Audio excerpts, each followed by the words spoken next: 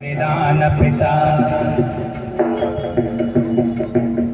जय हे भारत भाग्य विधाता, जय हे संविधान पिता प्रबुद्ध भारत निवासी सुता बयसिदೆಯಲ್ಲ जय हे अंबेडकर जय हे अंबेडकर जय हे भाग्य विधाता जय हे संविधान जम्बूद्वीपದ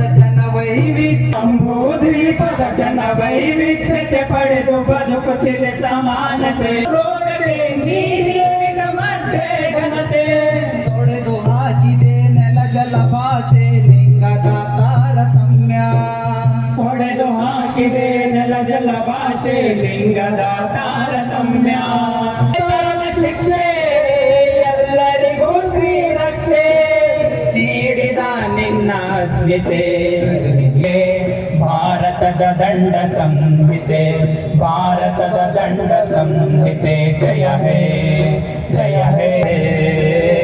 ಅಂಬೇಡ್ಕರ ಜಯ ಹೇ ಭಾರತ ಭಾಗ್ಯ ವಿಧಾತ ಜಯ ಹೇ ಸಂವಿಧಾನ ಪಿತಾ ಜಯ ಹೇ ಸಂವಿಧಾನ ನಾಮ ಮಾನವೀಯತೆಯ ಮಹಾ ಹಿಮಾಲಯ ನಿನ್ನೊಡಲ ಜನಪ್ರಿಯತೆ ಮಾನವೀಯತೆಯ ಮಹಾ ಹಿಮಾಲಯ ನಿನ್ನೊಡಲ ಜನಪ್ರೀತಿ ಅಸಮಾನತೆಯನ್ನು ಅಳಿಸಿ ಹಾಕುತ್ತಿದೆ ನೀ ಕೊಟ್ಟ ಮೀಸಲಾತೆ ಅಸಮಾನತೆಯನ್ನು ಅಳಿಸಿ ಹಾಕುತ್ತಿದೆ ನೀ ಕೊಟ್ಟ ಮೀಸ ಇವತ್ತಿಗೂ ಕೂಡ ಬಾಬಾ ಸಾಹೇಬ್ ಅಂಬೇಡ್ಕರ್ ಅವರ ಜಯಂತಿ ಅಂದ್ರೆ ಕೇವಲ ಫ್ಲೆಕ್ಸ್ ಅಂಬೇಡ್ಕರ್ಗೆ, ಯಾತ್ರಾ ಅಂಬೇಡ್ಕರ್ ವಾದಕ್ಕೆ, ಡಿಜೆ ಅಂಬೇಡ್ಕರ್ಗೆ, ಸ್ಟೇಟಸ್ ಅಂಬೇಡ್ಕರ್ಗೆ, ಮೆರವಣಿಗೆ ಅಂಬೇಡ್ಕರ್ಗೆ ಮಾತ್ರ ನಾವು ಸೀಮಿತಗೊಳಿಸ್ತಾ ಇದ್ದೀವಿ. ಎಲ್ಲ ಪಕ್ಷ ಸಂಘಟನೆಗಳು ಕೂಡ ಅಂಬೇಡ್ಕರ್ ವಾದವನ್ನ ಅಪಹರಣ ಮಾಡುವಂತಹ ಇವತ್ತಿನ ಈ ಪತ್ರಿಕೆಯ ಸಂಸ್ಥಾಪಕರು, ಪೀಪಲ್ಸ್ ಎಜುಕೇಶನ್ ಸೊಸೈಟಿಯ ಸಂಸ್ಥಾಪಕರು, ಭಾರತೀಯ ಬೌದ್ಧ ಮಹಾಸಭಾದ ಸಂಸ್ಥಾಪಕರು, ಭಾರತ ಸರ್ಕಾರದ ಕಾರ್ಮಿಕ, ನೀರಾವರಿ, ಲೋಕೋಪಯೋಗಿ, ವಿದ್ಯುತ್ ಮತ್ತು ಕಾನೂನು ಮಂತ್ರಿಯಾಗಿ ಸೇವೆ ಸಲ್ಲಿಸಿದ ಬುದ್ಧ ಕಬೀರ ಫುಲೆ ಅವರ ಅನುಯಾಯಿ, ನವ ಭಾರತದ ನಿರ್ಮಾತೃ, ಸ್ವಾತಂತ್ರ್ಯ, ಸಮಾನತೆ, ಸಹೋದರತೆಯ ತತ್ವಗಳ ಪ್ರತಿಪಾದಕ, ಅತಿ ಹೆಚ್ಚು ವಿದ್ಯಾಭ್ಯಾಸ ಮಾಡಿರುವಂತಹ ವಿಶ್ವದ ಏಕೈಕ ರಾಷ್ಟ್ರೀಯ ನಾಯಕ, PhD ಪದವಿ ಪಡೆದ ಮೊಟ್ಟ ಮೊದಲ ಭಾರತೀಯ ಬಾಬಾ ಸಾಹೇಬ್ ಡಾಕ್ಟರ್ ಅಂಬೇಡ್ಕರ್ ಅವರ 135ನೆಯ ಜಯಂತ್ಯೋತ್ಸವದ ಈ ಶುಭ ಸಂದರ್ಭದಲ್ಲಿ ವೇದಿಕೆ ಮೇಲೆ ಆಸೀನರಾಗಿರ್ತಕ್ಕಂತಹ ಎಲ್ಲ ಅತಿಥಿ ಗಣ್ಯರೇ ಹಾಗೂ ತಮ್ಮೆಲ್ಲರಿಗೂ ಕೂಡ ಮೈತ್ರಿಪೂರ್ಣ ಜೈ ಭೀಮನ್ನ ಹೇಳ್ತಾ, ಬಂಧುಗಳೇ, ವೇದ ಮತ್ತು ಮನುಸ್ಮೃತಿಯ ಆಧಾರದ ಮೇಲೆ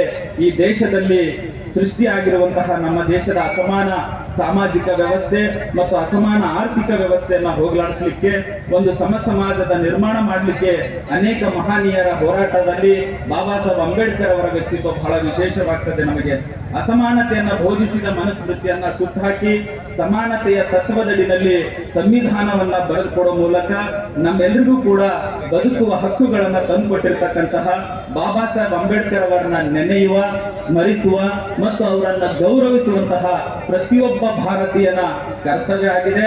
ಸಂವಿಧಾನ ಬಂದು 76 ವರ್ಷಗಳು ಕೂಡ ಕಳೆದರೂ ಕೂಡ ಬಂಧುಗಳೇ, ಇವತ್ತಿಗೂ ಕೂಡ ನಾವು ಬಡತನ ಮತ್ತು ಜಾತಿ ತಾರತಮ್ಯ ಅನ್ನುವಂತಹ ರೋಗಗ್ರಸ್ತದಿಂದ ನಮಗೆ ಹೊರಗೆ ಬರೋದಕ್ಕೆ ಸಾಧ್ಯವಾಗ್ತಿಲ್ಲ. ಸಂವಿಧಾನ ಮತ್ತು ಬಾಬಾ ಸಾಹೇಬರ ಆಶಯದ ಭಾರತವನ್ನ ಜಾತಿಯ ದೃಷ್ಟಿಯಿಂದ ನೋಡ್ತಕ್ಕಂತಹ, ತಾರತಮ್ಯದ ದೃಷ್ಟಿಯಿಂದ ನೋಡುವಂತಹ ಮನಸ್ಥಿತಿ ಇವತ್ತಿಗೂ ಕೂಡ ಮುಂದುವರಿತಾ ಇದೆ. ಧರ್ಮ, ಜಾತಿ, ಲಿಂಗ, ಭಾಷೆ ಮತ್ತು ಪ್ರಾದೇಶಿಕ ಮೀಸಲಾತಿ ಒಳ ಹೊರ ಹೆಸರಿನ ಮೇಲೆ ಜನರನ್ನು ಒಡೆದಾಡುವ ಪ್ರಕ್ರಿಯೆ ಇವತ್ತಿಗೂ ಕೂಡ ನಿರಂತರವಾಗಿ ನಡೀತಾ ಇದೆ. ಬಂಧುಗಳೇ, ಇಂತಹ ರೋಗಗ್ರಸ್ತ ಮನಸ್ಸುಗಳಿಗೆ ಬಾಬಾ ಸಾಹೇಬ್ ಅಂಬೇಡ್ಕರ್ ಅವರನ್ನ ಅಲ್ಲಿ ಜೀವನಕ್ಕೆ ದಾರಿ ಇಲ್ಲದೆ ಪಟ್ಟಣಕ್ಕೆ ಬಂದು ಸಿನಿಮಾಗಳ ಆಕರ್ಷಣೆಯಿಂದ ಅಲ್ಲಿ ಕೆಲಸ ಮಾಡ್ತಾ ಕಾರಿನ ಡ್ರೈವರ್ ಆಗಿ, ಮೇಕಪ್ ಮನ್ಗಳಾಗಿ, ಕಾಸ್ಟ್ಯೂಮನ್ನು ಬಟ್ಟೆ ಹಾಕುವಂಥವರಾಗಿ, ನಮಗೆ ನಮ್ಮ ಜೊತೆ ಡ್ಯಾನ್ಸ್ ಮಾಡುವಂಥವರಾಗಿ, ಫೈಟ್ ಮಾಡುವಂಥವರಾಗಿ ಸಾವಿರಾರು ಜನ ಇದ್ದಾರೆ. ಅವ್ರಿಗೆ ಸರಿಯಾಗಿ ವೇತನ ಸಿಗ್ತಾ ಇರಲಿಲ್ಲ ಅಂತ ಹೇಳಿ ಅವರ ಒಂದು ಸಂಘಟನೆ ಮಾಡಿ, ಸಿನಿಮಾ ಕಾರ್ಮಿಕರ ಒಕ್ಕೂಟ ಮಾಡಿ, ನಾನು 30 ವರ್ಷ ಅಧ್ಯಕ್ಷನಾಗಿದ್ದು ಪಡ್ಕೊಂಡ ಅನುಭವವನ್ನು ನಿಮ್ಗೆ ಹೇಳ್ತೇನೆ. ಯಾವುದೇ ದೇಶದಲ್ಲಿ, ಯಾವುದೇ ಜನಾಂಗದಲ್ಲಿ, ಯಾವುದೇ ಮತದಲ್ಲಿ, ಯಾವುದೇ ಜಾತಿಯಲ್ಲಿ ಯಾರಿಗೆ ಅವಕಾಶ ಸಿಗುತ್ತೆ ಅವರು ಚೆನ್ನಾಗಿ ಬದುಕಕ್ಕೆ ಪ್ರಯತ್ನ ಪಡ್ತಾರೆ. ಯಾವುದೇ ಒಂದು ಸಂಘದಲ್ಲಿ 100 ಜನ ಇದ್ರೆ ಅದರಲ್ಲಿ 10 ಜನ ಮಾತ್ರ ಬುದ್ಧಿವಂತರಾಗಿರ್ತಾರೆ. ಅದೇ 10 ಜನ ಪದೇ ಪದೇ ಆಯ್ಕೆಯಾಗಿ ಬರ್ತಿರ್ತಾರೆ. ಇನ್ನು 90 ಜನ ಸಂಗ್ರಹ ಮಾಡಿರುವಂಥ ಹಣವನ್ನು ದುರುಪಯೋಗ ಮಾಡ್ಕೋತಾರೆ. ಅವರು ಶ್ರೀಮಂತರಾಗ್ತಾ ಇರ್ತಾರೆ, ಅವರು ಚೆನ್ನಾಗಿ ಬದುಕ್ತಾ ಇರ್ತಾರೆ. ಆದರೆ ಪ್ರಾಮಾಣಿಕವಾಗಿ ದುಡಿಯುವಂಥ ಈ 90 ಜನ ಅದೇ ಗುಡಿಸಲಲ್ಲಿ, ಅದೇ ಮಳೆ ಸೋರುವಂಥ ಮನೆಗಳಲ್ಲಿ ಬದುಕ್ತಾ ಇರ್ತಾರೆ. ಬಾಬಾ ಸಾಹೇಬರು ಈ ವ್ಯವಸ್ಥೆಯ ವಿರುದ್ಧ ಸಿಡಿದೆದ್ದು ನಿಲ್ಲಕ್ಕೆ ಕಾರಣ ಸಹಸ್ರಾರು ವರ್ಷಗಳಿಂದ ದಮನಿತ ವರ್ಗಗಳಿಗೆ, ಅಸಂಘಟಿತ ವರ್ಗಗಳಿಗೆ, ದುಡಿಯುವ ಜನಕ್ಕೆ ಜ್ಞಾನ ಸಿಗದ ಹಾಗೆ ಮಾಡಿದ್ರು.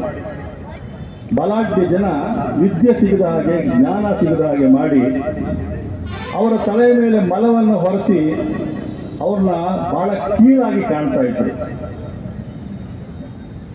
ಈ ದೇಶಕ್ಕೆ ಇಂಗ್ಲಿಷ್ನವ್ರು ಬಂದ ನಂತರ ಶಾಲೆಗಳನ್ನು ತೆರೆದರು.